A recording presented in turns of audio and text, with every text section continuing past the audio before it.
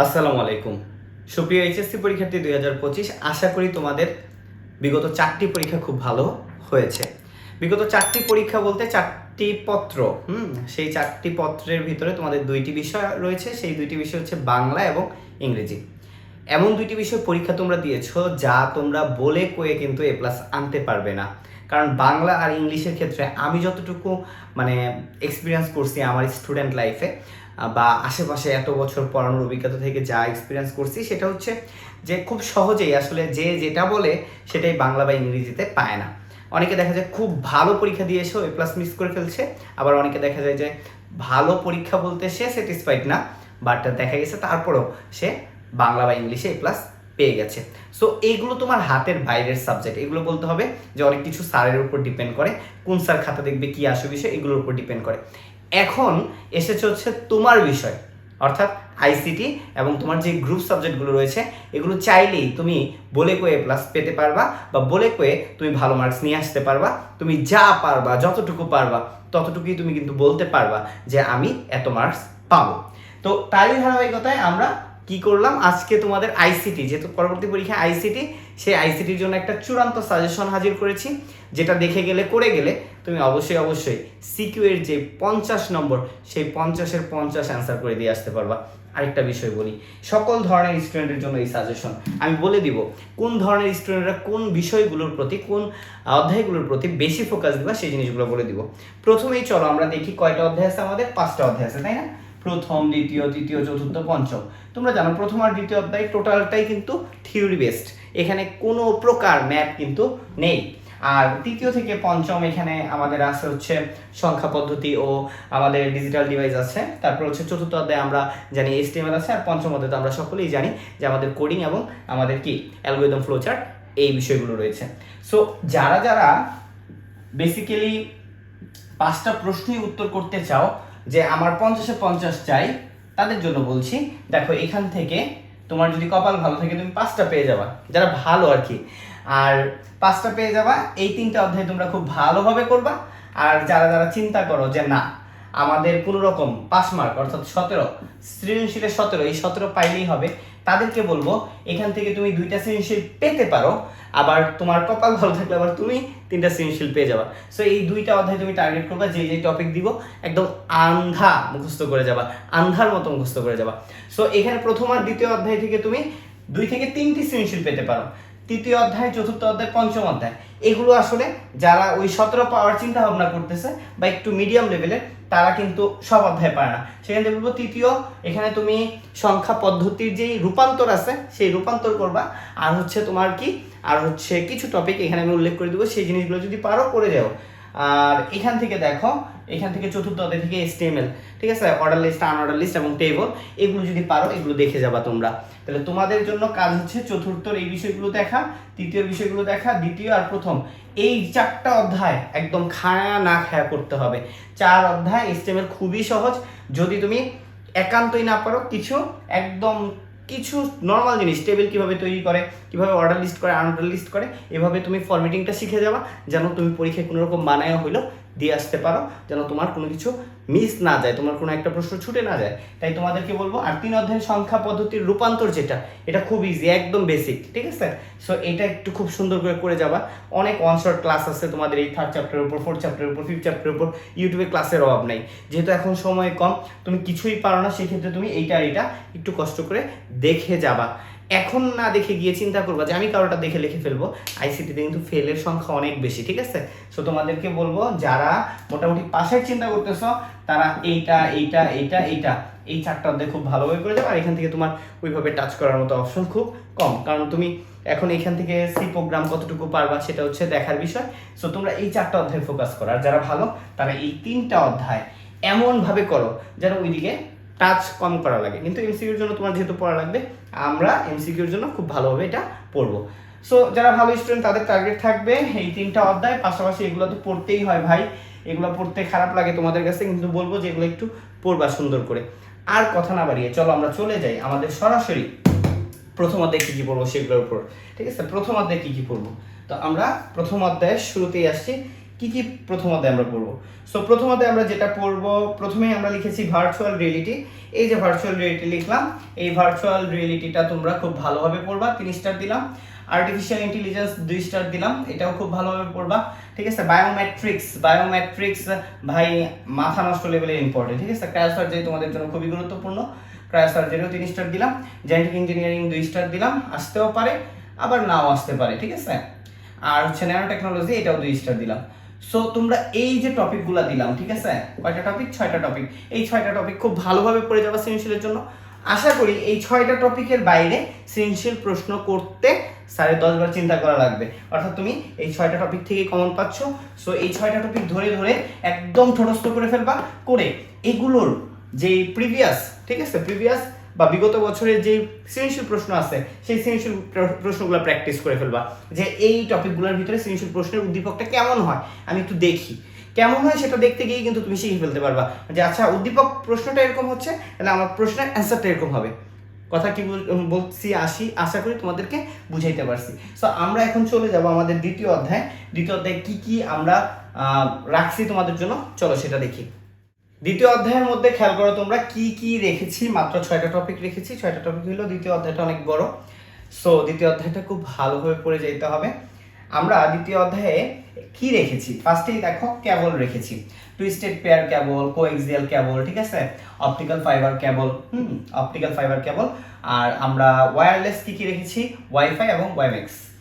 তো এগুলা কি শিখবা তুমি, এগুলোর বর্ণনা শিখবা, এগুলোর ব্যবহার শিখবা, সুবিধা অসুবিধা শিখবা। এখান থেকে কিন্তু আসতে পারে 99%, ঠিক আছে, 99% শিওর এখান থেকে আসতে পারে। কেবলের বর্ণনা কিন্তু আসেই, কোএক্সিয়াল কেবল অথবা তোমার দেখা গেছে যে টুইস্টেড পেয়ার কেবল বা ফাইবার অপটিক্স যাই আছে, ফাইবার অপটিক্যাল কেবল, এগুলো সবই প্রতিবার ঘুরে ফিরে আসে। সো এইখান থেকে তোমরা কেবলগুলো খুব ভালোভাবে দেখে যাবা, কথা বুঝতে পারছো। এরপরে রয়েছে সকল টপোলজি। টপোলজিটা খুবই গুরুত্বপূর্ণ এবং টপোলজিটা কিন্তু ইজি, ছোটবেলা থেকে পড়ে আসতেছো টপোলজি, সেই 6 থেকে পড়ে আসতেছো টপোলজি, 6, 7, 8 মেবি 7 থেকে। সো ওই 7 থেকে যে টপোলজি পড়ে আসতেছো, bus topology, ring topology, star topology, mesh topology, hybrid topology, আরো কত কিছু, তাই তো। তো এই টপোলজিটা যদি তুমি না পড়তে পারো তাহলে তো পড়ালেখাটাই ব্যর্থ। তাই তোমরা কি করবা, টপোলজির অধ্যায়টা খুব ইজি, চিত্র সহকারে টপোলজিটা মাথায় নিয়ে যাবা, কারণ পরীক্ষার মধ্যে চিত্রগুলাই দিয়ে দেয়, চিত্রগুলো দিয়ে বলে যে এটা কোন টপোলজি ব্যাখ্যা করো, তখন তোমার মাথা হলো যে এটা কি স্টার নাকি এটা রিং, ঠিক আছে। সো একটু পড়ে যাবা। এরপরে দেখো কম্পিউটার নেটওয়ার্কের ধরন, কম্পিউটার নেটওয়ার্কের অনেকগুলো ধরন আছে, ট্যান, ল্যান, ম্যান, ওয়ান যা আছে এগুলো একটু পড়ে যাবা, পার্সোনাল এরিয়া নেটওয়ার্ক, ঠিক আছে, লোকাল এরিয়া নেটওয়ার্ক যেগুলো আছে এগুলো একটু বিস্তারিত পড়ে যাবা। বেশি কিছু নাই, 4টার ভিতরে অল্প অল্প আছে, এটা স্টার দিলাম না, কিন্তু এটা দেখে যাবা। ভয়ঙ্কর লেভেলের ইম্পর্টেন্ট যেটা, সেটা হচ্ছে ডাটা ট্রান্সমিশন মোড এর প্রকারভেদ ও ব্যবহার।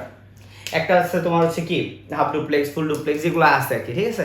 সো এই জিনিসগুলো, আরেকটা আছে অ্যাসিনক্রোনাস, সিনক্রোনাস, আইসোক্রোনাস, যেই জিনিসগুলো আছে এগুলো সবগুলোই তুমি একটু দেখে যাবা। আর ক্লাউড কম্পিউটিং এইটা কিন্তু আসে, ক্ষতে আসে, এটা ক্ষতে আসে অনেক সময়। ক্লাউড কম্পিউটিং বলতে কি বুঝো, বা উদ্দীপক দিয়েও আসতে পারে। আর তৃতীয়, চতুর্থ, পঞ্চম প্রজন্মের মোবাইল সম্পর্কে একটু আইডিয়া নিয়ে যাবা। এটা এতটা স্টার দিলাম না, বাদ দিলাম। তো তোমরা এটা বাদে বলতে এটা দেখে যাবা যদি চলে আসে, কারণ অনেকের পাশের মূল মন্ত্র তো এটা। তো এইটা যদি আবার চলে আসে তখন তো তুমি বলবা যে আরে এই টপিকটা বাদ দিয়ে গেছিলাম, এটাই চলে আসছে, তখন তো মনে করো যে ফেল একদম নিশ্চিত, কারণ আমি তো থিওরি ছাড়া আর কিছু পাই না, সংখ্যা পদ্ধতিও একটু শিখে আসছিলাম, সেটাও হারাই ফেলছি। তাই এই অধ্যায় থেকে, এর আগে যা দিলাম প্রথম অধ্যায় থেকে, সেটা একদম ভাজা করবা। এই অধ্যায় থেকে একটা টপিকও বাদ দিবা না ভাই, একটু কষ্ট লাগলেও পড়ে যাবা।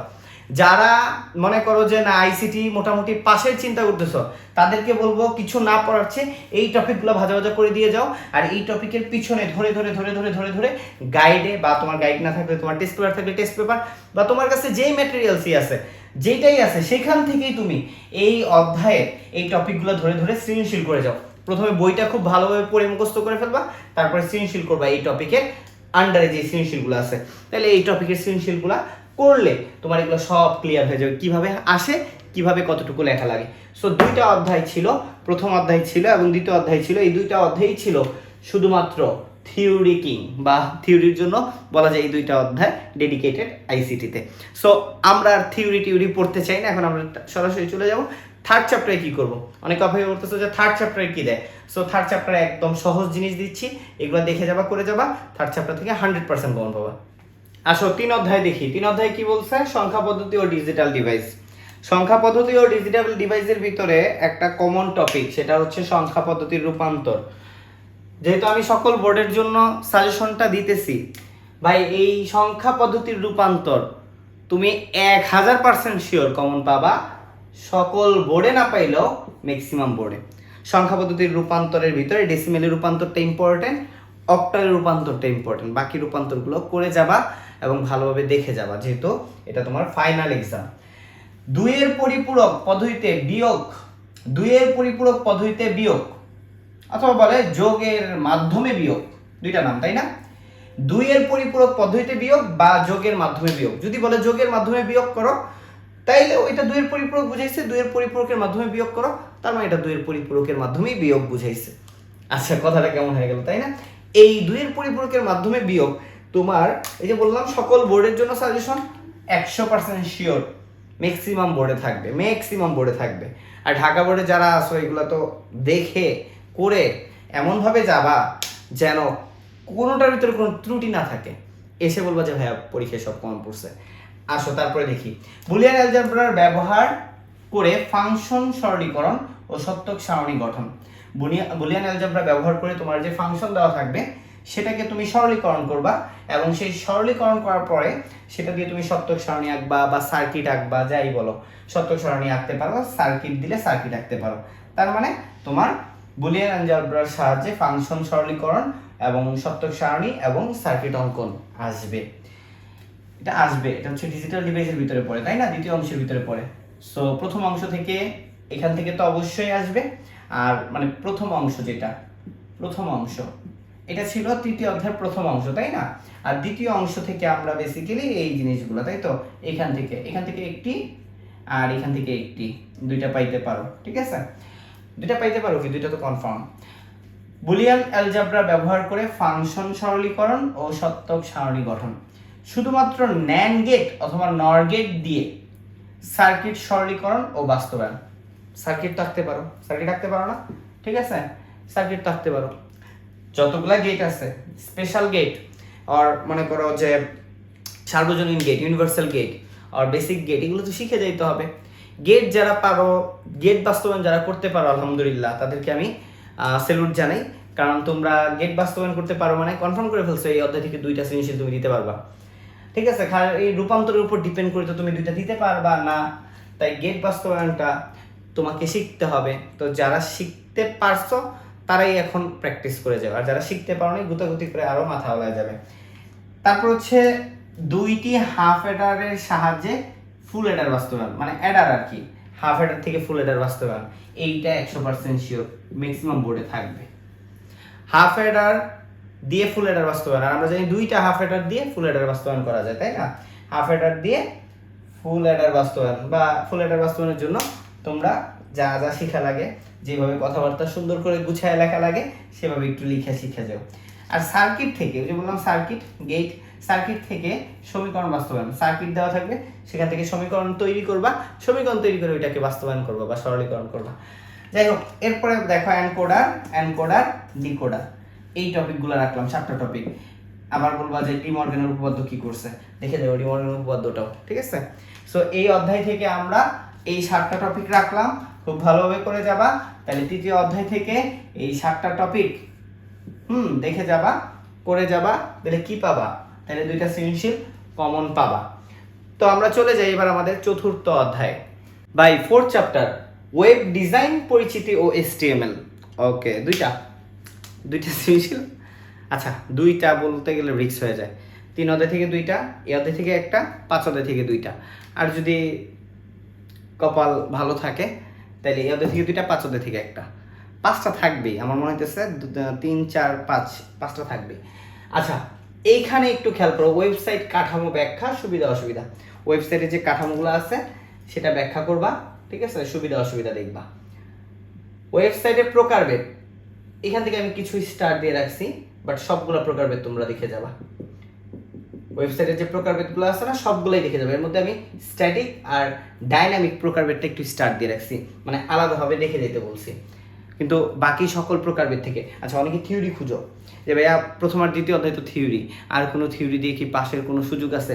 তাদের বলবো এইখান থেকে তুমি একটা পেতে পারো, মানে 3 নম্বর পেতে পারো। ঠিক আছে, এইটা কিন্তু থাকেই, ওয়েবসাইটের প্রকারভেদ থাকেই। ক্লিয়ার? কথার মাঝখানে একটু কথা বলে নিই, সেটা হচ্ছে যারা ফেলের চিন্তা করো যে ফেল করবো, আরে ভাই 17তে পাস, তুমি চিন্তা করো 3 5 15, 3 5 15 কোথা থেকে পাইলাম? 3 5 15 এভাবে পাইলাম। 5টা সৃজনশীলে যদি তুমি ক খ টাচ করে আসতে পারো খুব ভালোভাবে, এখানে 15 নাম্বার, ঠিক আছে, তুমি পাচ্ছ। আর ওই যে থিওরি আর কি আছে দেখো তো, থিওরি আছে হচ্ছে প্রথম আর দ্বিতীয় অধ্যায় থিওরির যদি তুমি 2টা সৃজনশীল টাচ করো, ওইখানে তোমার আছে 7 7 14, আরো 14 মার্ক তো তুমি অ্যান্সার করে আসলা। তো 15তে তুমি যদি 15 পাও, 13 14 পাও, আর এখানে 14-র ভিতরে যদি তুমি মনে করো ভালো লিখলে 7 পাও, তাও তো 20, মানে তুমি থিওরি দিয়ে কিন্তু পাস করে ফেলতে পারতেছো। যদিও রিস্ক হয়ে যায়, কারণ কি রিস্ক হয়ে যায়? রিস্কটা এই জায়গায় হয়ে যায় যে তুমি যদি একটু রূপান্তরটা শিখে যেতে পারো, ঠিক আছে, রূপান্তরটা শিখে যেতে পারো, সেই ক্ষেত্রে কি হবে? রূপান্তরটা শিখে গেলে তোমার কিন্তু আরো 3 নাম্বার চলে আসতেছে। তুমি যদি একটু 3 নাম্বার না 7 নাম্বার চলে আসতেছে। তুমি যদি একটু 2-এর পরিপূরকটা শিখে যেতে পারো, তাহলে 7 নাম্বারের মতো চলে আসতেছে। আবার তুমি যদি কি করতে পারো, মানে রূপান্তর শিখে যেতে পারো, তারপরে 2-এর পরিপূরক শিখে যেতে পারো, পাশাপাশি আর কি শিখে যেতে পারো, পাশাপাশি HTML-টা যদি একটু HTML কোডিংটা একটু শিখে যেতে পারো, টেবিল গঠন, লিস্ট তৈরি, ইমেজ আর লিঙ্ক কীভাবে যুক্ত করে, এখানে যে কয়টা টপিক দিয়েছি এগুলো যদি করে যেতে পারো, তাহলে তোমার 5 মার্ক নিয়ে কোনো চিন্তাই করা লাগবে না। আচ্ছা, আমরা এই দুইটা দেখলাম, তাই না? এখন দেখো HTML কোড বলতে HTML যেভাবে ফরম্যাটিং করে সেগুলো দেখে যাবা। তারপর হচ্ছে টেবিল গঠন, HTML কোডিংয়ের মাধ্যমে যে টেবিল গঠন করে সেই টেবিল গঠনটা তোমরা শিখে যাবা। টেবিল যে গঠন করে বিভিন্ন হাবিজাবি টেবিল কিন্তু দিয়ে দেয়, টেবিলের ভিতরে আবার অনেক কিছু দিয়ে দেয়। লিস্ট তৈরি কয়টা করে যাবা বলো তো? অর্ডার লিস্ট করে যাবা ভালোভাবে, আনঅর্ডার লিস্ট ভালোভাবে করে যাবা, অর্ডার লিস্ট আনঅর্ডার লিস্ট ভালোভাবে করে যাবা, ডেসক্রিপশন লিস্টটা দেখে যাবা। অনেক সময় ডেসক্রিপশন লিস্ট দিয়ে দেয়, ডেসক্রিপশন লিস্টটা একটু ভালোভাবে দেখে যাবা। আর ইমেজ আর হাইপার লিঙ্ক, তাই তো, ইমেজ আর লিঙ্ক তো দেখেই যেতে হবে। তাহলে এই জিনিসগুলো অনেক কিছু তো আছে, অনেকগুলার মানে HTML কোডিংয়ের মধ্যে, HTML তো লেখার মধ্যে কিন্তু অনেক এক্সাম্পল, সেই এক্সাম্পলগুলো থেকে খুঁজে টেবিল গঠন, লিস্ট তৈরি, ইমেজ ও লিঙ্ক যুক্ত করা, খুঁজে প্রিভিয়াস ইয়ারের এইগুলোর উপর কি বোর্ড কোশ্চেন আসছে দেখে যাবা। ওকে, আমাদের 4th চ্যাপ্টারও শেষ, আমরা একদম শেষের দিকে চলে আসছি, 5th চ্যাপ্টারে চলে আসছি। সেই চ্যাপ্টারে কিন্তু আমাদের ধামাকা আছে। চলো সেই চ্যাপ্টার থেকে কি দেখবা, কি করবা, এই যে করে যাবা, দেখে যাবা, কথা বলতে ভিডিও শেষ। প্রোগ্রামিং ভাষা, অ্যালগরিদম আর ফ্লোচার্ট অংশ থেকে কি রাখছি তোমরা জানো? এখানে অ্যালগরিদম আর ফ্লোচার্ট আসে, তাই না? অ্যালগরিদম আর ফ্লোচার্ট আসে, আর হলো কি আসে? সি প্রোগ্রাম আসে। সি প্রোগ্রাম ছাড়া অ্যান্সার করা খুব কঠিন হয়ে যাবে। তো অ্যালগরিদম ও ফ্লোচার্টের জন্য কি টপিক রাখছি সেটা আগে দেখো। ওই যে সি প্রোগ্রাম বা কোড থেকে কোডিং করা থাকবে উদ্দীপকে, কোড থেকে অ্যালগরিদম আর ফ্লোচার্ট বাস্তবায়ন করবা, মানে তোমার কোডিংটা করা থাকবে সি প্রোগ্রামের, সেখান থেকে তুমি কি করবা? অ্যালগরিদম আর ফ্লোচার্ট তোমার বাস্তবায়ন করতে হইতে পারে। এইটা 100% অনেকগুলো বোর্ডে থাকবে, ঠিক আছে, ম্যাক্সিমাম বোর্ডে থাকবে। ধারার যোগফল, ধারা ভাই ধারা, এখানে আমি আবার আলাদা করব সি প্রোগ্রামিং এর জন্য কি করবা, কিন্তু এখান থেকে বলতেছি ধারার যোগফল নির্ণয়, ঠিক আছে, যোগফল নির্ণয় আসতে পারে, গুণফল নির্ণয় আসতে পারে, স্কোয়ার, হ্যাঁ, কিউব দিয়ে আসতে পারে। এই ধারা ভালো মতো শিখে যাবা, সিরিজ ভালো মতো শিখে যাবা। সিরিজ 100% আসতেছে, ম্যাক্সিমাম বোর্ডে আসবে, এই সিরিজ আসবে। এই যে কথাগুলো বলে রাখতেছি, ভিডিও থাকতেছে, প্রশ্ন আবার পরবর্তীতে এনে দেখাই দিব যে কি আসছে, কি বলছিলাম সেগুলো কি এখানে আছে কিনা। 3টি সংখ্যার মধ্যে বৃহত্তম অথবা ক্ষুদ্রতম সংখ্যা নির্ণয়, কোনো পূর্ণ সংখ্যার ফ্যাক্টোরিয়াল নির্ণয়, সেলসিয়াস স্কেল হতে ফারেনহাইট স্কেলের রূপান্তর, এটা ইম্পর্টেন্ট 4 নাম্বারটা। তারপরে গোলক, বর্গক্ষেত্র, ত্রিভুজের ক্ষেত্রফল আর পরিসীমা নির্ণয়, এগুলো সূত্র জেনে যেতে হবে। যারা সায়েন্সের স্টুডেন্ট তাদের কাছে এগুলো আমার মনে হয় ইজি, কিন্তু যারা কমার্স আর আর্টসের স্টুডেন্ট যদি একটু ঘুরায় পেছায় অন্য কোনো কিছু বানায় দিয়ে দেয়, তখন তাদের মাথায় কিন্তু ম্যাক্সিমাম সূত্রগুলো থাকে না, কারণ যেহেতু তারা ম্যাথ করেন ইন্টারমিডিয়েটে, আর এখানে সায়েন্সের স্টুডেন্টরা হায়ার ম্যাথ করতেছে, তখন তাদের মাথায় ওই সূত্রগুলো থাকে, একটা বানায় দিলেও তার ওই সূত্র মাথায় থাকার কারণে সে কিন্তু অ্যালগরিদম ফ্লোচার্ট করে দিয়ে আসতে পারে। এবার হচ্ছে, তবে এখানে যা দিতেছে এগুলো দেখে যাও, আশা করি কমন পাবা, ঠিক আছে। গসাগু ও লসাগু নির্ণয়, এইটা ছিল আমাদের অ্যালগরিদম আর ফ্লোচার্ট থেকে কি করবা। অ্যালগরিদম আর ফ্লোচার্ট থেকে কি করবা। এখন আমরা সি প্রোগ্রাম থেকে কি করব সেগুলো আমরা ভালোভাবে দেখব। ফাইনালি আমরা সি প্রোগ্রাম, আরে ভাই আমরা অ্যালগরিদম আর ফ্লোচার্টে যা দিচ্ছি সি প্রোগ্রামও কিন্তু তাই, তবে এই যে লুপগুলো একটু এক্সট্রা করে লাগাই দিচ্ছি, এই লুপগুলো দিয়ে তোমরা সি প্রোগ্রাম করে যাওয়ার চেষ্টা করবা, ঠিক আছে। সিরিজ ধারা, এই লুপগুলো ইউজ করে বিভিন্ন ধারা, যোগের যে ধারাগুলো আছে সেগুলো করে যাবা। আর এটা অলরেডি আমরা ওই কি বলে এটাকে অ্যালগরিদম আর ফ্লোচার্টে দিছি, সেটা সি প্রোগ্রামের জন্য ইম্পর্টেন্ট। সেলসিয়াস স্কেল হতে ফারেনহাইটে, সেটাও গোলক বর্গক্ষেত্র সব সেমই জিনিস, এই পর্যন্ত সব সেম। প্রোগ্রাম সংশোধন, এটা একটু দেখে যাও, প্রোগ্রাম কিভাবে সংশোধন করা যায়, ভুল প্রোগ্রাম দেওয়া আছে এটাকে সংশোধন করবা। আর লাস্টলি যেটা একটি পূর্ণ প্রোগ্রাম বাস্তবায়নের বিভিন্ন ধাপ আছে, সেই ধাপগুলা একটু সুন্দর করে যাওয়া। দিন শেষে তোমাদের কাছে আমার এটাই প্রত্যাশা থাকবে যে খুব ভালো একটা প্রিপারেশন নিয়ে যাবে। আইসিটিতে এ প্লাস খুবই জরুরি। তোমরা যারা বাংলা ইংলিশ পরীক্ষা দিচ্ছ একটু চিন্তিত আসো যে না এ প্লাস আসবে কি আসবে না, এটা ওই কনফিউশনেরই বিষয় যে এ প্লাস আসবে কি আসবে না, কারণ এটা স্যারের উপর ডিপেন্ড করে অনেক কিছু। যেই স্যার খাতা দেখবেন তার মেন্টালিটির উপর ডিপেন্ড করে, সে কি এক্সপেক্ট করতেছে তোমার খাতায়, সেই জিনিসগুলো আছে কিনা। তো আইসিটির ক্ষেত্রে তোমার স্যার যা চাবে তা তুমি লিখতে পারবা, কারণ এইখানে ম্যাথমেটিক্যাল টার্ম আছে, তাই না। তো আইসিটি খুব ভালোভাবে প্রিপারেশন নিয়ে তারপর যাবা। এরপর তোমাদের গ্রুপ সাবজেক্টগুলো আছে, সেই গ্রুপ সাবজেক্ট 4টায় এ প্লাস, আইসিটিতে এ প্লাস 5টা, ওইগুলো পেয়ে গেলে বোনাস। আইসিটি রেখে গ্রুপ সাবজেক্ট 4টায় এ প্লাস পেলেও কিন্তু এ প্লাস আসে, জিপিএ 5 আসে। তাই আমি বলবো আইসিটিটাকে কোনোভাবেই, ঠিক আছে, কি করা যাবে না, কোনোভাবেই মানে আন্ডার এস্টিমেট করা যাবে না। যদি করো, যদি মিস হয়ে যায় পরে কানবা এ প্লাসটা ছুটে গেল। আজকে মতো আল্লাহ হাফেজ, সবাই ভালো থাকো, সুস্থ থাকো, এবং পরবর্তীতে পরের গ্রুপ সাবজেক্ট বলতে কমার্সের যে গ্রুপ সাবজেক্টগুলো আছে সেগুলোর সাজেশন নিয়ে দেখা হবে। ব্যস্ততার কারণে আসলে সাজেশন তৈরি করতে পারি না, বাট সব সাজেশনই আমি আমার স্টুডেন্টদেরকে গ্রুপে দিয়ে দিই, হোয়াটসঅ্যাপ গ্রুপে, যেহেতু সব আমার পেইড ব্যাচ, ফ্রিতে খুব কমই দিই। তারপর একটু দেখো আসলে কয়টা বাজে, 12:33 বাজে। সারাদিন সেই সকাল 8টা থেকে রাত 11টা পর্যন্ত পড়িয়ে এসে, মানে তোমার এতগুলা ঘন্টা ব্যাচ পড়ায় এসে তারপর শ্যুট করতেছি যে না কালকে সকাল থেকে যেন সাজেশন দেখে ওরা পড়তে বসে যেতে পারে এবং ভালো রেজাল্ট করতে পারে। সবার কাছে প্রত্যাশা থাকবে ভালো একটা ফলাফল আমাদেরকে এনে দিবা। আল্লাহ হাফেজ।